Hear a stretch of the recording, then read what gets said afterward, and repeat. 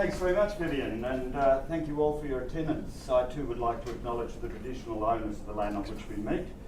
I'd also like to acknowledge my fellow councillors, my colleagues here, Councillor Jess Glasgow, Councillor Frank Wilkie, Councillor Joe Jurizovic, CEO Brett de Chastel, and I think Vivian Griffin deserves a special recognition as the primary instigator, really, and champion of the community effort to achieve zero emissions here in Noosa.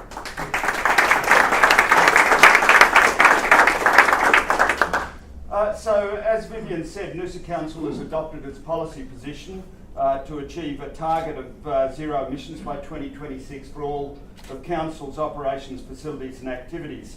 And in order to make sure we stay on track, we recruited a wonderful project officer by the name of Annie Nolan.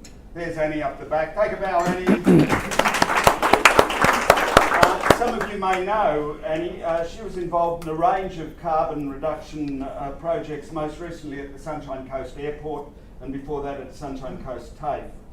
For Council, the first thing we had to do was determine a sound baseline measurement of our carbon emissions, a benchmark if you like, so that we can continually calculate our progress.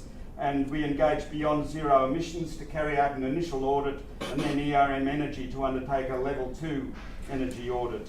And as Vivian hinted, it may surprise some of you to know, in fact, that more than 60% of Council's total emissions emanate from our landfill.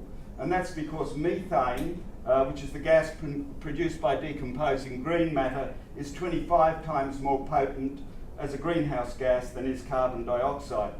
So we've developed a range of approaches to deal with this particular problem. We're flaring the methane whilst diverting green waste from landfill. As you know, we've developed a mandated 3-bin system now to ensure we get less green waste ending up in our landfill. And it's of course also creating mulch and reducing carbon emissions. And we're currently investigating the viability of being able to use the methane from our landfill to generate electricity, and that's a business case we're looking at the moment, and I hope we get there. We've also embarked on a range of energy efficient programs across our many buildings. I'll give you one example. We recently installed a new inverter AC system at the Noosaville depot and retrofitted LED lighting throughout the building. As a result of that simple action, we saw a 36% reduction in energy consumption compared to the same time last year at our depot. And we've had similar results at the Koroy Library. We're progressively retrofitting LEDs throughout council buildings. We're improving the efficiency of our air conditioning systems, plus recirculation pumps and heaters at the Aquatic Centre. And we're currently in the process of expanding our PV solar arsenal, installing 232 kilowatts of solar that will sit on the Noosa Aquatic Centre, the J, the Noosaville Depot and the Leisure Centre. And we've recently completed, as you may be aware, the Peregian Beach Digital Hub. It has 30 kilowatts of solar on the roof. As one staffer noted recently, you can't see the roof because there isn't an inch of roof space left. And the hub also has a battery storage backup system. But of course, all this is not just about hardware, it's also about behavioural change. And Annie Nolan has established some internal working groups amongst council staff to drive the implementation of behaviour change initiatives. I'll give you one nice example. Our CEO, with some prompting from his executive assistant and from Annie, is now pretty good at flicking off his office lights when he's not in situ. Could do better though. Look, council is the biggest employer in town. It's involved in a broader range of activities than any other business. It is also a business largely funded by residents. So, in a way, you can view council as community's asset management arm, and it's thus not separate from, but integral to the community it serves. And with those synergies in mind, in conjunction with members of Zen Inc., I should say, we ran information sessions for staff at council on how they can save on their electricity bills and reduce their emissions at home. On the national front, Noosa Council was one of the inaugural members of the Climate Council Cities Power Partnership. The Cities Power Partnership is a national program to celebrate and accelerate emission reduction with clean energy successes across Australian towns and cities. It's a sort of upmarket coalition of the willing, if you like, and made of councils who are willing to meet a sustainable, non-polluting energy future.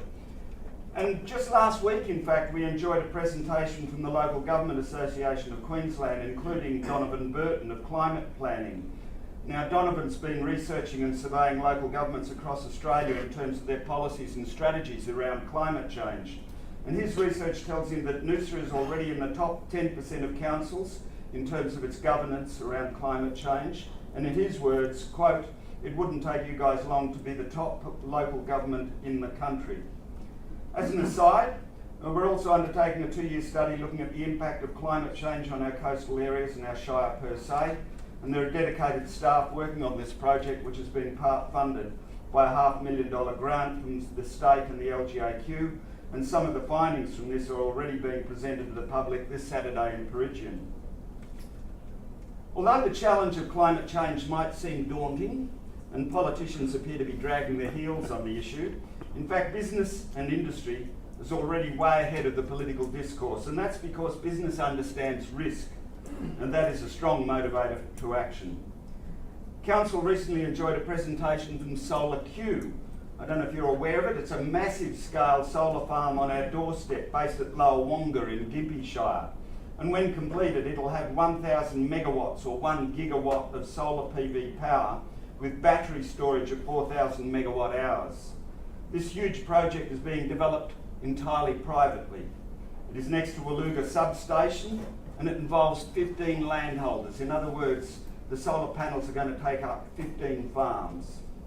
As an added environmental benefit, at the same time, the project's also going to rehabilitate degraded creeks on the land that it takes up. And while the federal government's Monash Forum myopically argued that we have to have coal-fired power stations for the sake of jobs, Solar Q, this one solar project on our doorstep, is going to provide 450 jobs over the first 18 months.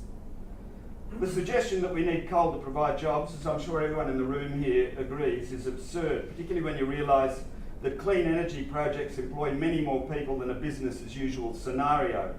According to the Climate Council's own analysis, if we were to reach 50% renewable energy nationally by the year 2030, a not unachievable goal, an additional 28,000 full-time jobs would have been created.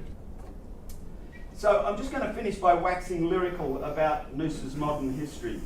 A half-century ago, Noosa Shire was ahead of the game in environmental awareness, firmly establishing its environmental credentials long before being an environmentalist was popularised.